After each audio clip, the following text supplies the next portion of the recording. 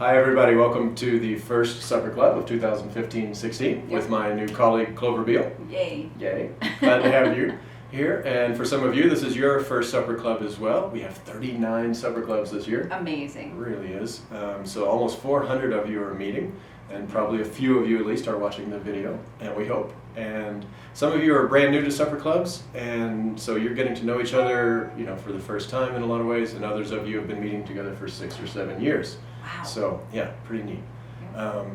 So we got talking about that there are 7 supper clubs. We meet October through April, and what might we do for 7 supper clubs? And someone came up with this idea of the 7 deadly sins, or 7 vices, or the 7 deadlies. And the virtues that go with them. And the virtues that go with them. It's a great idea of my colleagues, and so we thought we would start this first one with greed. Yes. And again, why might we do greed in October in a church? We thought maybe anything going maybe on? Stewardship. Maybe. And generosity as the antidote. Exactly. Yeah. So this is, if you don't know, if you're new to Montview, October is Stewardship Month. You'll get your pledge card this month. We'll be talking about it It'll be at there worship. under your plate.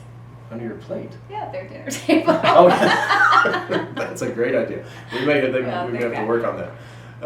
And so it seemed like a good time to talk about this because we don't talk about it a lot. No, we don't talk we're about weird about money. Yeah. And so greed is broader than money, but it's of course a big piece of that. And so we thought we'd start by just talking about how greed developed, or how the seven deadly sins actually developed. So just a minute on that you... Okay, so rooted in the biblical text in the letter to the Galatians, Paul talked about the vices and the manifestations of sin in our life, and so he had a longer list than 7, and then he went on to talk about the fruits of the Spirit: love and joy and peace and patience and kindness and others. 7 of those, I think, actually. So rooted in the biblical tradition, those sins were listed, and the church historians, through then starting around the 4th century, started listing these and naming them, and it was about the 14th century that the poet Dante, took those 7 deadly sins and put them in the Divine Comedy, and that popularized them into art and other literature, and so that's kind of how we've gotten them. Seems like it really had a hold on the culture, Right. Western culture in the 14th century. Right. A lot of artwork apparently Right. took up that theme. And then now today, Yeah. it seems like we're seeing a resurgence Of of that the 7 conversation. deadly sins. It's very interesting. Yeah, In and not fact, just in the church, out right, in popular in the secular culture. world, Yep. right. In fact, you found a TED video, right? Yeah, there was a TED Talk video that we really encourage you to see, and hopefully there'll be a link in the email for that.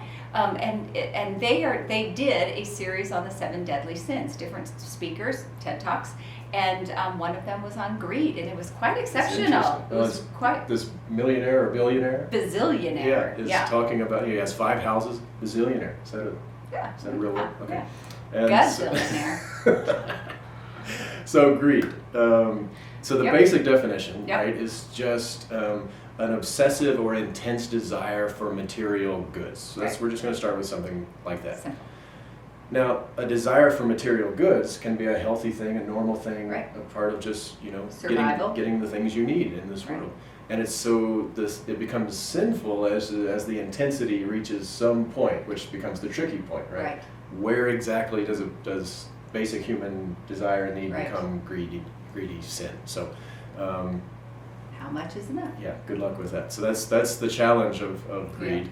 Yeah. You can subdivide that into 2 ways of thinking about greed. One is around greed of power, and we'll talk about that. And the other one is greed as a buffer against scarcity, the fear of scarcity. Right. We'll say something about Right. that, I think. So greed as power is, almost think of the stuff, the desire for the stuff, as a means to an end. It's what it gets you. It gets the status, the sense of being special or important in the world. Right.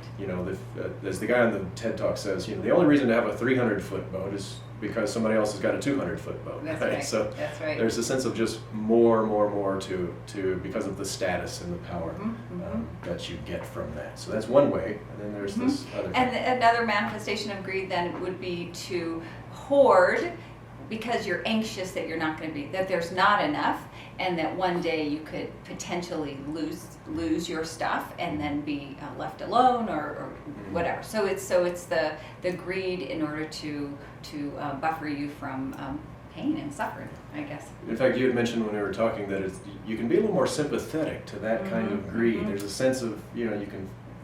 you can feel that. Yeah, it doesn't feel quite as bad in some way, but still probably just as damaging and just as hurtful.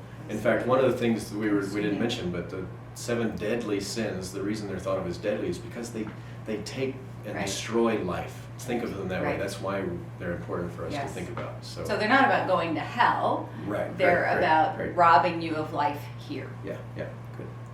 We didn't even talk about that. That's really important, though, I think, to think about the power that these things have over your life right now. So give that some thought. Right. We thought we'd do 2 stories, one each of just an example in our own lives. Mine, I'm going to tell you about a time when I was younger. I lived in South Africa for a year, and I got to go on a day where we went out to the bush, and there was a baobab tree. You may know what that is if you read The Little Prince, the story, the little children's story. I thought it was a magical tree, didn't know it was a real tree. And now I'm standing in front of these, and the legend is that God took them upside down and turned them, and because they look, it's a magical looking tree that looks like the roots are up top. And I wanted a piece of this baobab tree because The Little Prince had meant so much to me as a kid. So I went over, it's a huge tree, and while the rest of them weren't looking, I cut off with my knife a little piece of this tree. That's horrible. I just wanted this. And of course the guy saw me, and Worked I'm out well. Scarred for life. Yeah. And the tree was. And the tree is scarred for life. But it really, the Yeah. intensity of wanting Yeah. that, I think, has something to do with greed. Yep. And for me, I'm in the process of a move, and we are facing tons of boxes, You got a lot of stuff. we got a lot of stuff, and we thought we got rid of a lot of stuff before we moved to Denver, but we have so much stuff that it's embarrassing. And then you think, I'm going to throw this out, and then you go in there and you go, no, not that. I need this.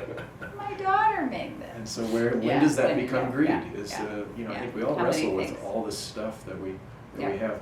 So for the antidote, we thought we'd ground us in the, pull out I'm going to read you the parable from Luke that of Jesus, who says, he told them a parable. The land of a rich man produced abundantly, and he thought to himself, what should I do? For I have no place to store all my crops. I have no enough space in my basement for all my stuff. And he said, I'll do this. I'll pull down my barns and build larger ones, and then I will store my grain and my goods. And then I love this. He says, I'll say to my soul, soul, you have ample goods laid up for years. Relax. Eat, drink, be merry. Yeah. And God said to him, you fool. This very night your life is being demanded of you, and the things that you've prepared, whose will they be?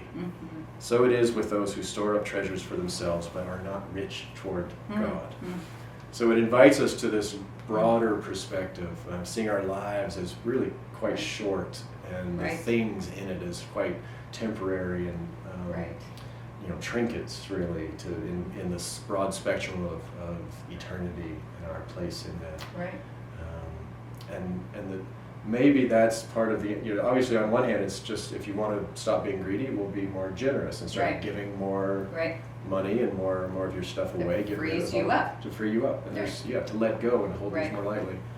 But from that religious perspective, maybe it's about maybe meditating on our own death. Right. Right. Yeah. It's a difficult thing to do. Yes. I know. I remember reading about monks going into a monastery, and the first thing that they would be told to meditate on, sometimes for years, would be their own death, just every day. They would sit until they kind of got to that place where they could, let go. Yeah. It sounds morbid, but it's actually freeing. The paradox is it helps you let go. And makes you more alive. Often meditating on your own death brings you alive to what is right here and what's important. Yeah, right, exactly. Yeah. So we have some questions for you for the conversation, and use them as you will and can and want to. So the first one is, does greed resonate with you as a temptation? And if so, are you prone to the greed of power, status, accumulation, or greed as a protection from your fear and anxiety of not having enough and not being secure?